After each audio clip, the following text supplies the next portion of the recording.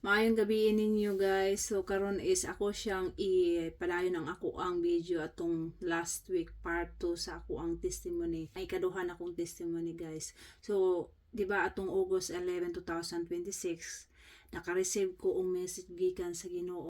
Akong i-testimony ang unsay nahitabo atong 2020 guys, atong during global pandemic unsay experience nako. Atong 2020 guys, di ba nagsugod ang COVID-19 atong 2019 sa China, pero wa pa sila kabalo kung usang klase na virus, and nagboom ang COVID-19 atong 2020. So March 2020 is nahimo siyang global pandemic. So apil ang mga unsa man klase na estado sa mga tawo, madato man, mapobre man, balance tanan, pantay tanan guys. So apil tanan ang mga tawo tibuok country, tibuok world na apektuhan sa COVID-19, wala accepted atong 2020. So mao ni akong testimony guys. Atong 2020 guys, during global pandemic, nagplano mi sa akong banag ako na maadto og Pinas kay magbakasyon kay dugay-dugay na po mi kauli. Ang akong duha ka mga anak na edad atong 2020, itong panganay 4 years old and 2 years old to akong bunso. So nagplano mi maadto dito sa Pinas bakasyon. I am very thankful good guys, especially sa akong bana tungod kay nagpasalamat gyud mi sa Ginoo kay na-cancelled ang amuhang pag-adto sa Pilipinas. Proteksyonan giga sa Ginoo kung makita niya na katong mga plano nimo is makadestroy nimo og dili maayo sa imo. So i-destroy gid sa Ginoo, not means na di ka love ni Papa God, para protection sa imo o sa imong buong pamilya. So I'm very thankful guys kay ung naadto mi to Pinas na dayon atong bakasyon na matong 2020, dili mi kauli dayog diretso sa Sweden. Silbi matrap mi sa Pinas, and pinaka worst og naay isa sa membro sa mong pamilya is kanang makakuha og COVID. So worst kay itong nahitabo atong 2020, di ba?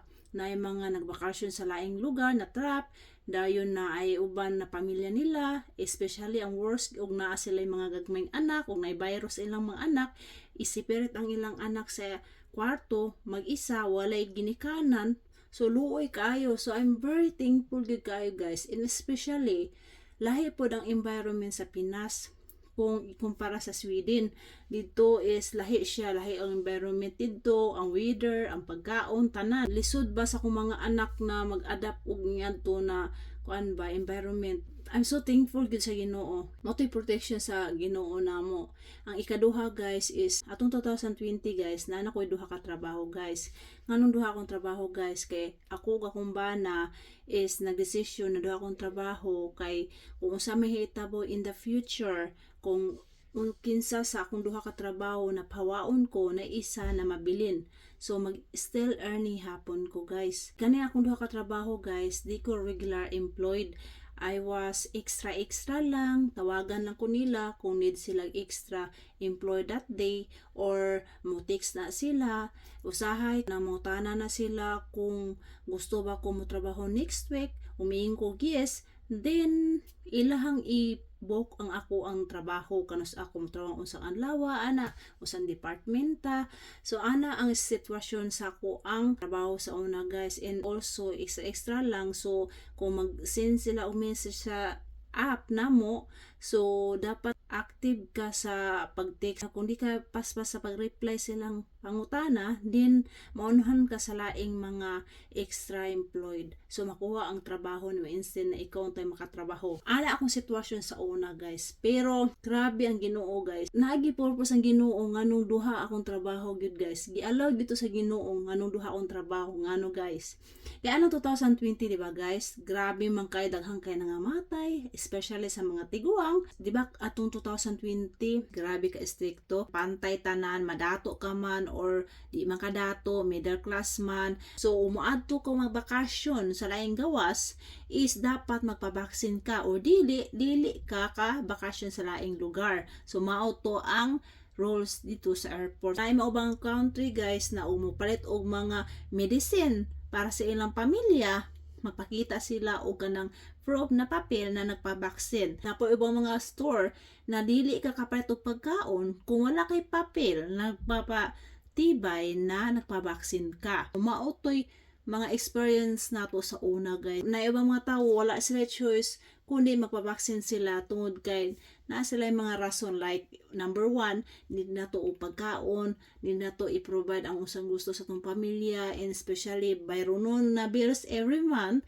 need na to og kwarta. So mapugos kita og magpabaksin. Kanang mga tao nagtrabaho under sa government like mga maestra, mga doctor, nurse, bisag unsa na trabaho nimo kung naa ka sa government is nasa rules guys na magpabaksin ka. Kung dili ka magpabaksin, pawaon ka sa trabaho. Bisan pa og regular na ka sa trabaho, kung no ka sa vaccination, pawaon ka. So mo na hitabo na ako guys. During atong 2020 guys, isa sa akong trabaho gipahawa ko. Tungod kay gipili na ako guys na dili ko magpabaksin. Akong amo nangutana na ako kay na gipaadto man ko sa office niya, and then nangutana siya kung magpabaksin ba ko. So, kabulo na siya na di ko gusto magpabaksin. Kaya ingna naman ako mga kauban. Pero, gusto niya na kalabang mangutan na personal gyud gikan sa akong ba kung magpatuloy ba kong trabaho, pero magpabaksin ko. Ingon ko sa iyahan na dili ko amo kay una ang rason, kung magpabaksin ko, basin makakuha kog laing sakit. And then, basin matigok ang ako ang kinabuhi. Isa ra ba akong kinabuhi, and especially na ako yung mga anak. Ikaduha, kung unsay mahitabo na ako, take ba mo responsible sa kuha kung unsay mahitabo sa kuha. Sad to say na ingon akong amo na wala sila responsible kung unsay mahitabo sa kuha. I said no. Kasi di ko guys kay ma-feel gina ako guys kana bang kuan protection na gito sa Ginoo nako guys na ayaw o i-take ang vaccination.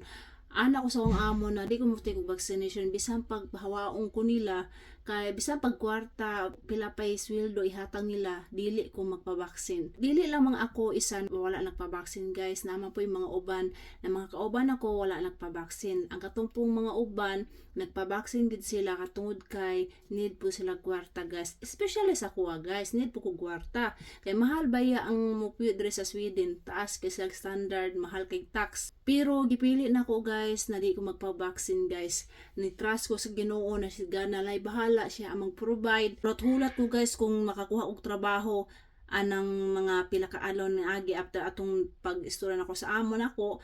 Pero kung mangutana sila sa app pa guys, umusin og message na need sila ng department, ani need sila extra employee today, isama mo trabaho, ni mo ako ana, pero dugay kay mo answer. Nakasabot na ko na nahawa na gyud ko sa trabaho, pero katong isa na ko trabaho nahihapon ko. Pero sa isa ka bulan katulo lang ko ka nakatrabaho guys, kay kabalo sila na wa ko pod nagpabaksin. After mga pila ka weeks ato guys, kasi wala na mo kay ko trabaho guys, so gamay na lang kog earning. So me and my husband bang nabalaka, pero that time guys ako gitrust gid sa Ginoo na naasiga diha mo provide gid sa amoa. Wala gimi gipasagdan sa Ginoo guys, kay wala mo ko tarong trabaho, tigaan ni papagad ang akong banag more trabaho.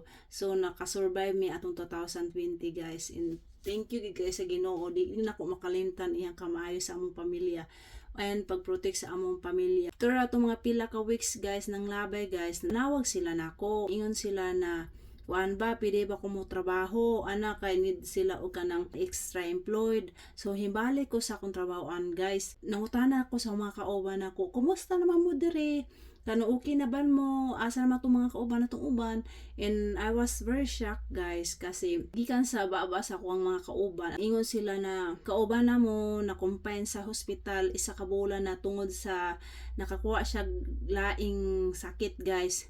And na siya isa ka sakit, pero nakakuha siya alain pang sakit, grabe yung sitwasyon. So isa ka bulan na siya dito sa hospital tungod aning nagpa-vaccine siya COVID. Dili lang siya guys, pati ang mga ubang na mga kakauban, instead na atong before siya nagpa-vaccine og COVID guys, energetic ka sila. After atong inject sila vaccine guys na COVID is kuan kay sila kalang always silang tired, and nila masabtan, healthy maunta sila, pero ang lawas na iba ang kanang iba gyud ang epekto atong COVID vaccine guys. Amigo sa kumbana, isa adto is naa siya nakuha something siyang ulo. Nakaana igo sa kumbana nga isling, grabe gyud thank you gid sa Ginoo, nagpasalamat gid ko sa Ginoo kay una kay gi-cancel ni God ang among plano na mato mi sa Pinas kay protection to sa among pamilya guys. Ikaduha guys, kanang katong trabaho na kung duha ka buok kay ngano si God man di ay nada siya purpose sa tong manong duha akong trabaho kay ipakita gyud sa Ginoo na mawala man akong duha ka trabaho naa siya para mag-provide sa among mga needs sa among pamilya. Si God gyud, believe ko ni Papa God kay ngano nag-provide gid siya, giproteksyonan mi, wala mi niya gipasagdan, wala mi nakakuha COVID virus kay kanang nga sipon-sipon lang pero di gid pareha tong grabe tong mga taong nakakuha og kanang COVID. Pero kami thanks God good, healthy gid mi tungod sa iyang protection sa mua. Ani man gini guys kanang basta na kay trust sa Ginoo, siya mo provide, siya ang bahala tanan. Kaning vaccine guys, katong nakita-an ako sa Australia, katong babae na vlogger sa Facebook about aning vaccine para sa infant and newborn. Kaning nahitabo ron atong 2020 guys, dapat magwais ta sa parents guys. Kanang naay mga bata tulad nako, duha ka mga anak, gagmay pa sila. Dapat magwais ta as parents kasi lang tawo na to unsay nahitabo atong 2020 daghan kayo nga matay kay tungod anang epekto sa COVID vaccine na dili man siya maayo bingin pa silang maayo sa lawas pero di ay so and especially worse kay guys wala kay choice gid daghan kay wala choice ato guys tungod kay ana lang need nato og kanang kwarta income para makapayto pagkaon makaprovide sa mga anak unsay gusto nila timbayad sa mga bills nato dapat wais ta as kanang parents o sa tong buhaton dili ta tuo dayon silang giingon na kana maayo na sa lawas kay ngano nakakita ko og kanang isa ka doktor sa social media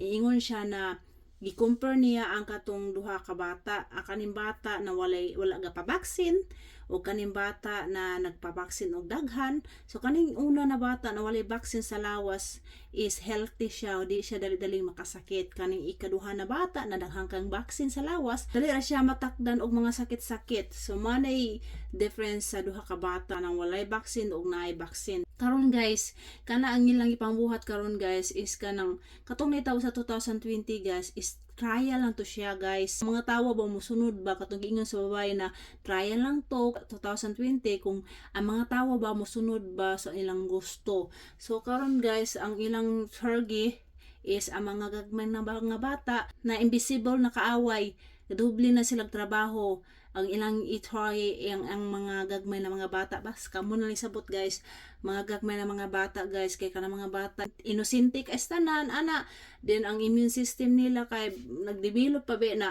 so baksina na klase mga vaccine sa ilang lawas ma-destroy tong immune system instead na mag-build untag strong immune system so malay mga plano nyo guys kung ano man yun nagka-fulfill na magyud ang prophecy sa Bible daghang kay mga tawo na unbeliever di sila mutuo sa word sa Ginoo na ubang mga tawo makadungog totoo po ka nang nakasulat sa Bible kana libro ra na siya 2000 years ago wala nga nanhitabo atong 2000 years ago anang kanang gipambutang anang Bible yung ingon pa sila mobalik ang Ginoo asa man ang Ginoo ron ana masakitan ba ko guys sinful ba ko guys na tawo dali ra ko for sure ra ko madali ra ko makasala at taga-adlaw pero ang pinaka-importante mo balik ka sa Ginoo, i-confess nimo mga sala nimo, kana siya mosabot si Papa God. Pero ay pag-abuse dapat kana bang napo kay transformation sa mga kagalingon dili mo buhaton pare-pareha tag-adlaw di mga ikasulo sa God buhaton na po nimo ay dili ingana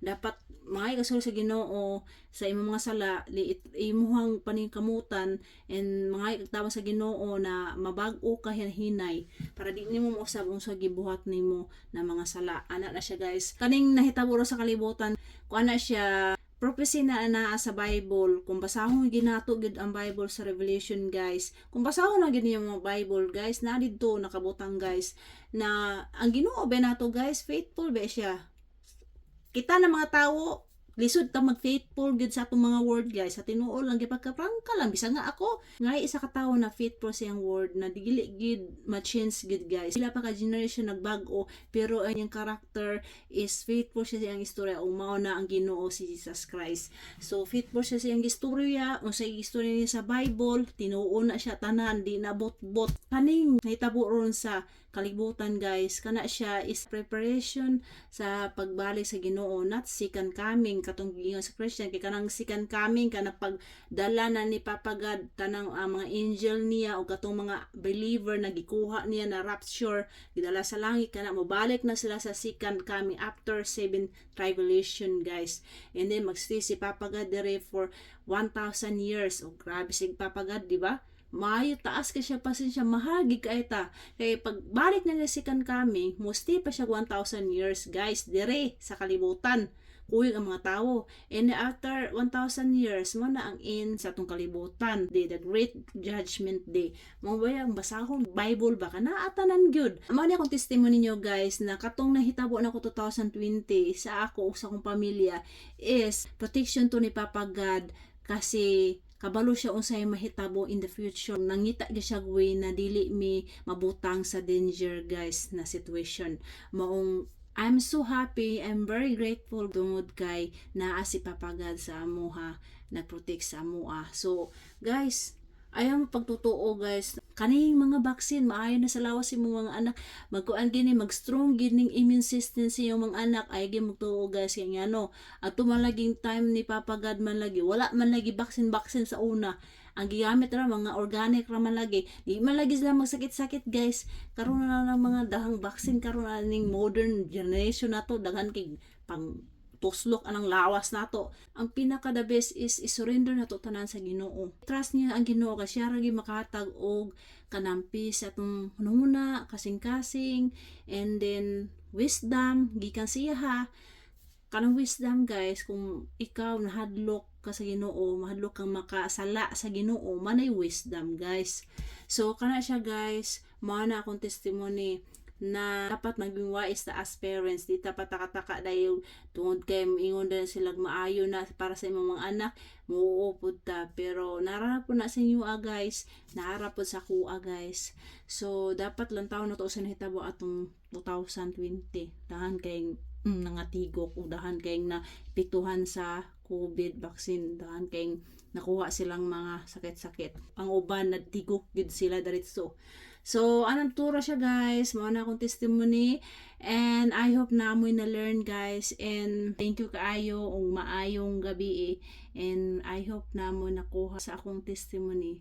Thank you guys tanan, and don't forget na always isentro ang Ginoo sa atong kinabuhi kasi siya ray makahatag nato og eternal life si Jesus Christ. Maayong gabi and good night. Bye bye.